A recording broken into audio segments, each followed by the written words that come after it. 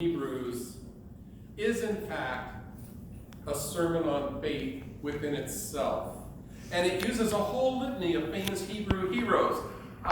Very similar to how, as we're reading through it, we could almost expect that to be a litany of our own current Hebrews from Marvel and DC Comics. It speaks about faith of Moses as he led the Hebrew slaves out of the Egyptian slavery. Samson, whose strength helped save his people. Daniel, through faith, survived certain death in the lion's den. And we read of Joshua's faith in the Battle of Jericho. And of Rahab, the prostitute's help in that battle because of her faith. And just as a side note, in case you're not aware of it, Rahab is the ancestral grandmother of Jesus. Okay? Rahab was the mother of Boaz. Boaz married Ruth, who happened to be a Moabite, another very despised race. And their son, Obed, was the grandfather of the young shepherd boy David, who became king of Israel and is considered the most faithful of God's rulers. That's the line Jesus comes out of. As Scripture says, these were the true heroes, commended for their faith, and yet they lived in hope without receiving the fullness of what was promised them. But now God has invited us to live in something better than what they had, faith's fullness. This is so that they could be brought to finished perfection alongside of us.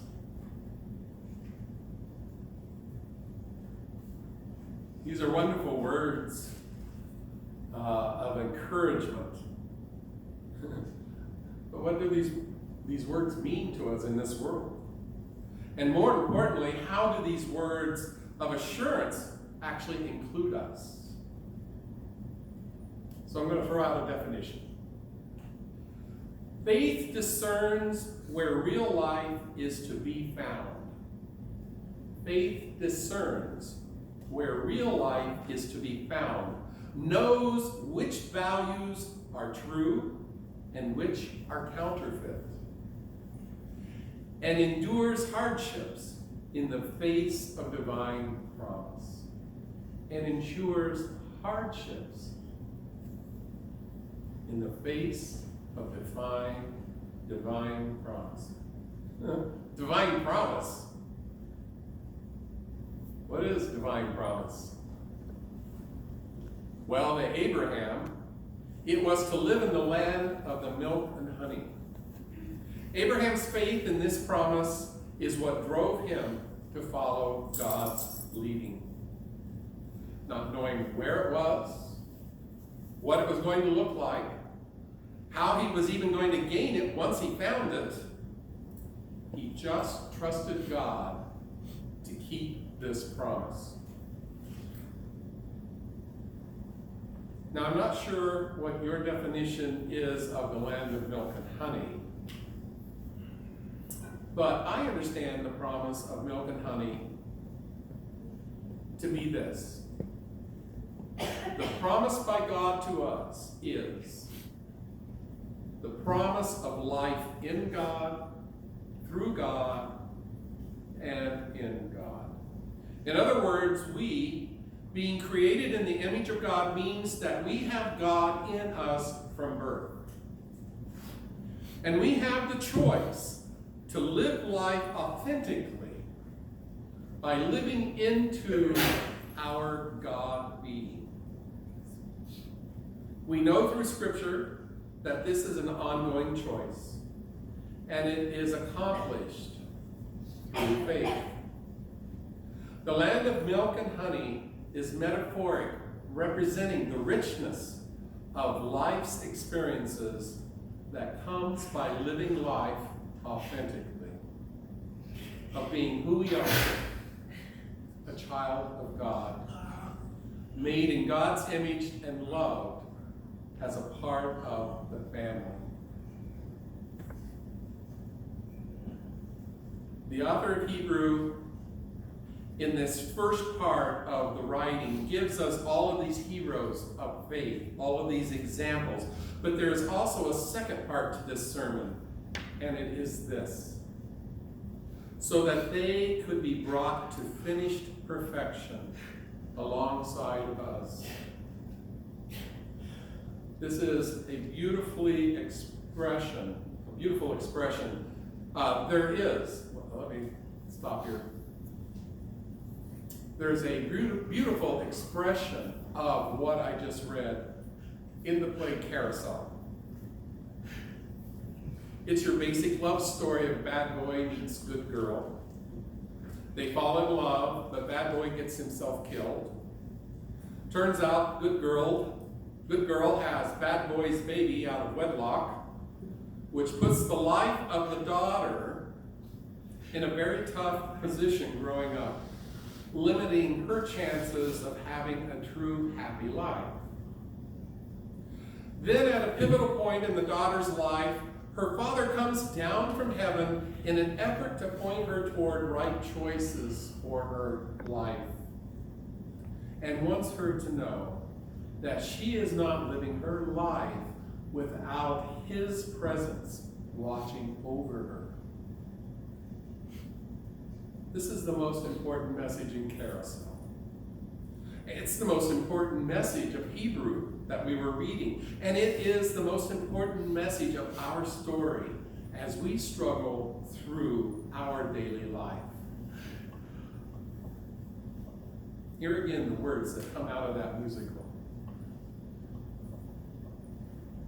That is, I'm like Paul, if I can read it.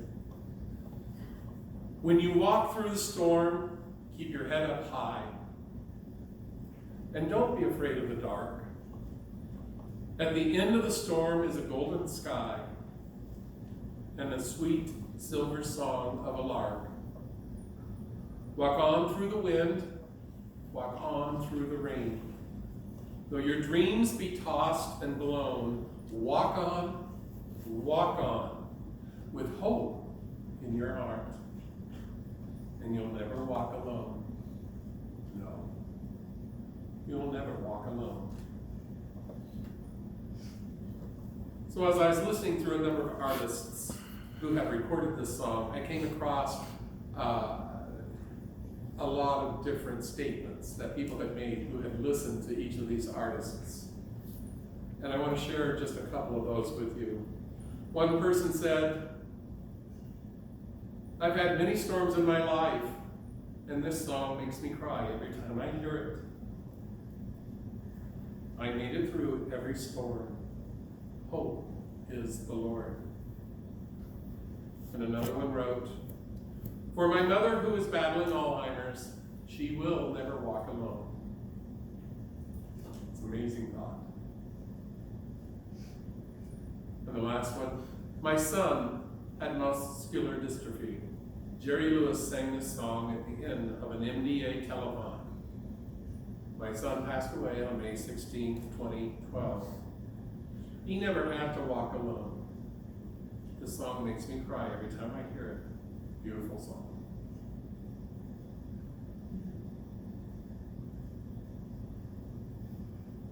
The reason why it is so easy to tear up when we hear words of this particular song, it is because it speaks to a basic truth, that we are not alone.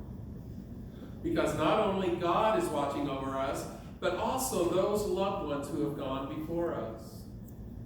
These saints, our heroes in our lives, are watching over us, walking with us through all of the joys and trials that we face day in and day out. This coming week is the 6th anniversary of my mother's passing. And as I think about all the wonderful qualities that my mother possessed and how she worked her butt off to teach her children solid foundations of living life as a productive person,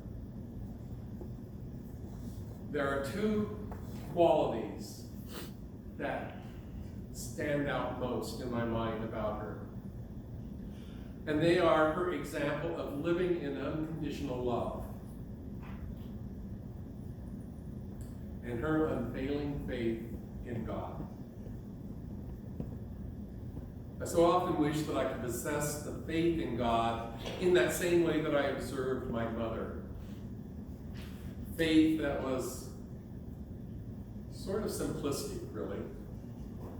One that seldom questioned what God was doing in her life, but through her darkest days, knowing without a doubt that God was there with her, guiding her and giving her assurance that better days were ahead.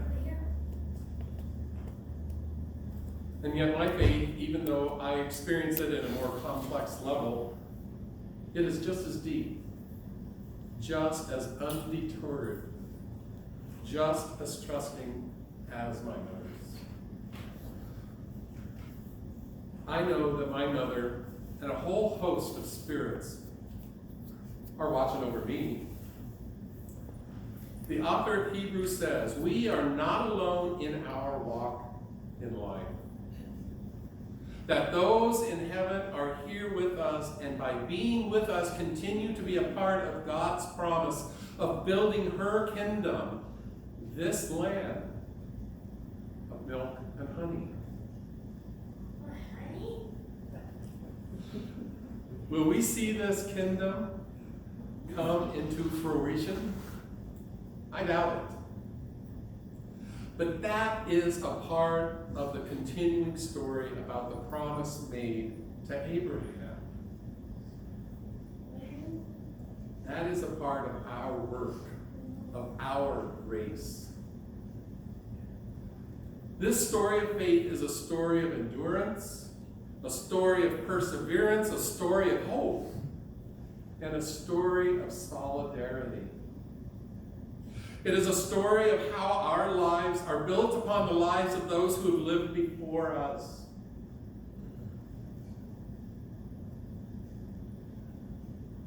We here today are a continuation of those who built this building. We are a part of the history of 3 congregations that make up this family of faith. We are a part also of the larger United Church of Christ, a people who believe that all are called to sit at the table. Our predecessors ordained a woman, Annette Brown, as the first woman to ever be ordained in this country.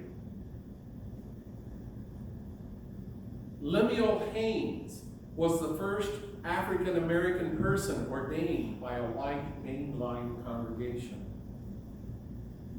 Our ancestors stood alongside men and women of the slave ship Amistad, ensuring their freedom. And in the most recent times, Bill Johnson was the first openly gay person ordained by a mainline denomination. And the UCC was the first denomination to endorse fair trade practices for the farm workers who pick our vegetables in southern Florida. The promise of living in the land of milk and honey is a promise of living life where everyone receives justice, where mercy is practiced, and grace is extended. We don't live this work alone. According to the letter of Hebrews, we can take courage, find strength, and seek inspiration, letting our spirits be lifted by the assurance that we are surrounded by a great cloud of witnesses who are watching us and who are wholeheartedly cheering us on. We endure not by our own strength and fortitude, but we endure because of God's power that surrounds us.